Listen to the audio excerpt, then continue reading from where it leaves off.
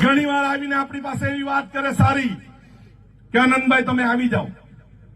મેં એમ કીધું અમને આંગળી ઊંચી કરતા નથી આવડતું, અમે બળબડ કરતા પોપટ નથી, અમે તો સિંહ છે, ગર્જના કરીએ છીએ અને બલબલાના પટ્ટા છૂટા કરી નાખીએ.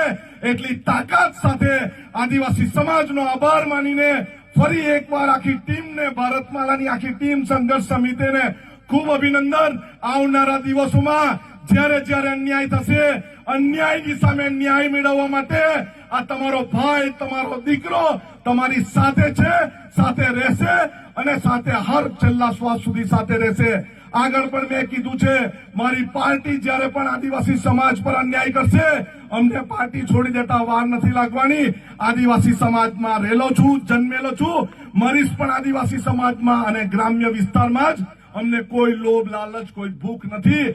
અમારે આદિવાસી સમાજનું કામ કરવું છે, આદિવાસી સમાજના બાળકોને શિક્ષણ અપાવવું છે, બહેનોને સુરક્ષા અપાવી છે, ખેડૂતોને સારામાં સારા પાકનો ભાવ અપાવવો છે અને આપણા છોકરાઓ એજ્યુકેશન મેળવે અને સારી નોકરી કરે એના માટે મહેનત કરવી છે. સૌને જય જોહાર, જય આદિવાસી, જય આદિવાસી.